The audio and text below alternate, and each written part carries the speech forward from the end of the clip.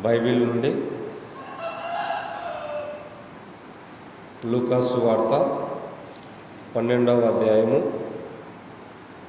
16వ వచనం నుండి 21వ వచనం వరకు చదువుకుందాం.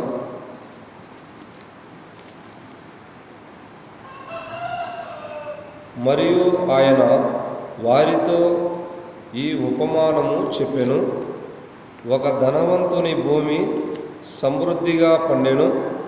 అప్పుడతడు, నా పంట సమకూర్చుకొనుటకు నాకు స్థలము చాలదు గనుక నేనేమి చేతునని తనలో తాను ఆలోచించుకొని, నేనిలాగు చేతును, నా కొట్లు విప్పి వాటికంటే గొప్ప వాటిని కట్టించి అందులో నా ధాన్యం అంతటిని, నా ఆస్తిని సమకూర్చుకొని, నా ప్రాణముతో, ప్రాణమా, అనేక సంవత్సరములకు విస్తారమైన ఆస్తి నీకు సమకూర్చబడి ఉన్నది. సుఖించుము, తినుము, త్రాగుము, సంతోషించుమని చెప్పుకొందునని అనుకొనెను. అయితే దేవుడు, వెర్రివాడా, ఈ రాత్రి నీ ప్రాణము నడుగుచున్నారు. నీవు సిద్ధపరిచినవి ఎవని వగునని అతనితో చెప్పాను. దేవుని ఎడల ధనవంతుడు కాక తన కొరకే సమకూర్చుకున్నవాడు అలాగుననే యుండునని చెప్పాను. మరి యొక్క మాటగా దేవుని వాక్యం నుండి ప్రసంగి 6వ అధ్యాయము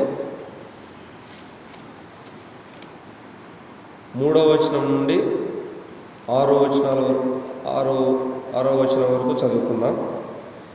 ఒకడు 100 మంది పిల్లలను కని దీర్ఘాయుష్మంతుడై చిరకాలము జీవించినను అతడు సుఖానుభవము నెరుగకయు తగిన రీతిని సమాధి చేయబడకయు నుండిన ఎడల వాని గతి కంటే పడిపోయిన పిండము యొక్క గతి మేలని నేను అనుకొనుచున్నాను. అది లేమిడితో వచ్చి చీకటిలోనికి పోవును. దాని పేరు చీకటి చేత కమ్మబడెను. అది సూర్యుని చూచినది కాదు, ఏ సంగతియు దానికి తెలియదు. అతని గతి కంటే దాని గతి నెమ్మది గలది. అట్టివాడు 2000 సంవత్సరములు బ్రతికియు మేలు కాకయున్న ఎడల వాని గతి అంతే. ప్రేమైన దేవుని ప్రజలారా, ఇక్కడ చదువుకున్నటువంటి మాటలు ఒక ధనవంతుని భూమి సమృద్ధిగా పండింది అని చదువుకుంటా వచ్చినాం. లూకా సువార్త 12వ అధ్యాయము 16వ వచనం నుండి చదువుకుంటా వచ్చినాం. అలాగే మరి ఒక వాక్యము ప్రసంగి గ్రంథము 6వ అధ్యాయము 3వ వచనం నుండి 6వ వచనం వరకు చదువుకుంటా వచ్చినాం. ఈ ప్రసంగిలో చెప్తున్నటువంటి మాట 6వ అధ్యాయము 3వ వచనంలో, ఒక మనుషునికి 100 మంది పిల్లలు ఉన్నారంట. అయితే ఒకడు 100 మంది పిల్లలను కని దీర్ఘాయుష్మంతుడై చిరకాలము జీవించినను అతడు సుఖానుభవమును నెరుగకయు తగిన రీతిని సమాధి చేయబడకయు నుండిన ఎడల వాని గతి కంటే పడిపోయిన పిండము యొక్క గతి మేలని నేను అనుకొనుచున్నాను అని అంటున్నాడు. ప్రేమైన వారలారా, ఇక్కడ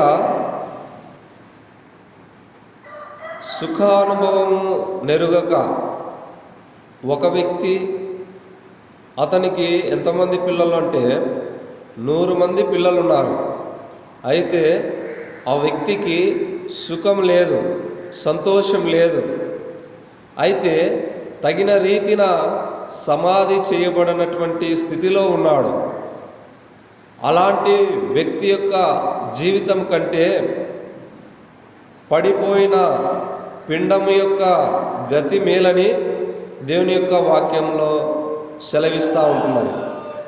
ఆ పడిపోయినటువంటి పిండము ఎందుకు మేలవుతుంది అని ఆలోచిస్తున్నట్లయితే 4వ వచనంలో, అది లేమిడితో వచ్చి చీకటిలోనికి పోవును, దాని పేరు చీకటి చేత కమ్మబడెను, అది సూర్యుని చూచినది కాదు, ఏ సంగతియు దానికి తెలియదు, అతని గతి కంటే దాని గతి నెమ్మది గలది అని అంటున్నాడు. ప్రియమైన వారలారా, ఈ లోకంలో ఎంతమంది పిల్లలు ఉన్నారు అనేది, ఎంతమంది పిల్లలు ఉంటే దేవునికి ఇష్టము అనేది కాదు, కానీ నీకు పిల్లలు ఉండొచ్చు, ఉండకపోవచ్చు. ఈ లోక యాత్రలో జీవిస్తూ ఉన్న నీవు ధనికుడవు కావచ్చు, దరిద్రుడవు కావచ్చు.